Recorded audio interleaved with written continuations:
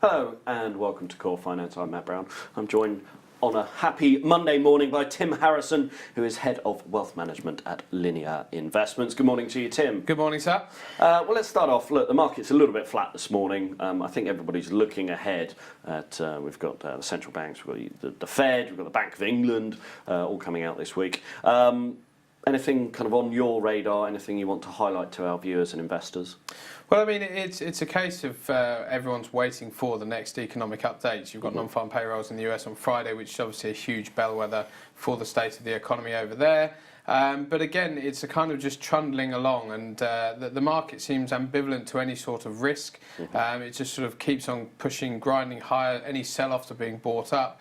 And obviously what's happened in Spain over the last sort of few days is kind of being just put to one side, and the market just seems to want to continue its upward trajectory, which is different to 5 or 6 years ago when you saw the sort of Greece situation happening, etc. The markets really took fright. Nowadays it seems like just carry on and onwards and upwards.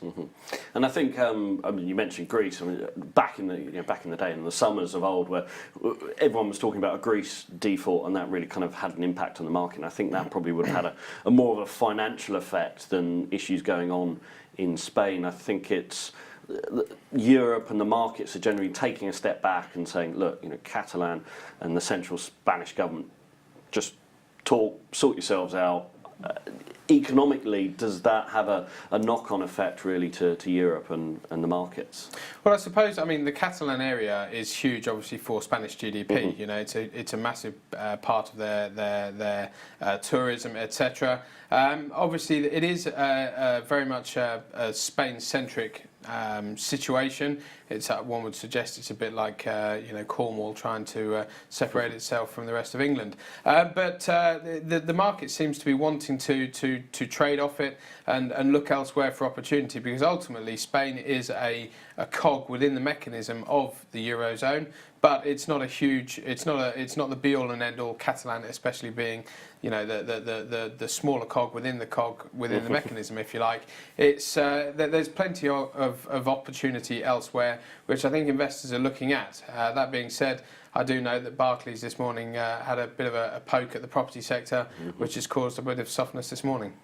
And we were talking off air about the property sector, and we've got Philip Hammond presenting his budget in about a month's time, and we were talking about stamp duty, UK stamp duty, and a few think tanks you mentioned were looking at or proposing that the UK government scraps stamp duty on properties, and what that may do to the market. What's your take on that? Well, it's an interesting argument that they present. Basically, as far as I can see, they're talking about scrapping the stamp duty, which would allow those who are looking to downsize, the elderly or older generation to downsize. There isn't so much of a financial impact on the circle of money, if you like.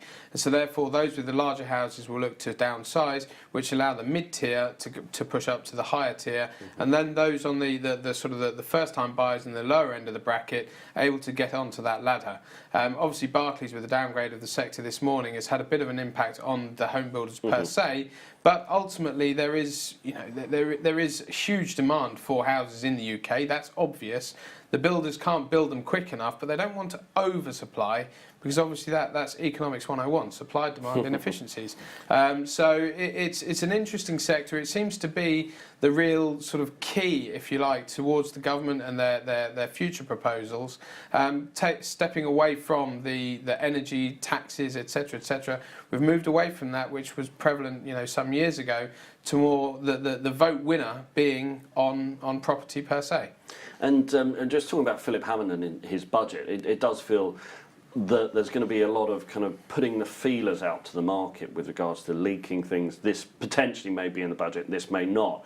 And I mean, how does that feed through to stocks? You mentioned the kind of energy stocks, and if you see an energy cap and that comes through, then obviously that's a negative for energy stocks, but house builders, moving stamp duty. So I think certainly for UK stocks, we could see some volatility over the coming weeks. That's ultimately what it is doing. It's putting volatility into a relatively sanguine market. Now, at the moment, the market is just trundling, but if you see or hear a news report that Philip Hammond potentially going after or easing up on, then you're seeing flows of money go into those sectors as sort of a day trader's mentality, if you like. Until he presents, obviously it's all speculation, etc. But it is creating moves for those to potentially take profits or look at investing and putting money to work. Obviously, with oil per se around about the $60 plus, then it seems to be grinding higher. So there is an obvious opportunity there for some value pickers, if you like. So instead of watching the ticker tapes and for the macro reports, maybe see what Mr. Hammond and some government advisors are coming out with over the next few weeks for a bit of volatility, I should say, and trading opportunities. Well, it's certainly creating the opportunities if you're watching minute by minute, second by second. You probably bore yourself half to death waiting for something to happen, but there is obvious opportunity there. And furthermore, with what's happened over in the US, with the markets at all-time highs, shooting higher, it won't be long before we're talking about the Dow at 30,000 and Donald Trump's the best president the US has ever seen, blah, blah, blah. But for now, it's a case of looking closer to home. There is obvious opportunity there if you're willing to take short-term moves and cut and run. Fantastic. Tim, as ever, thank you very much for joining us here.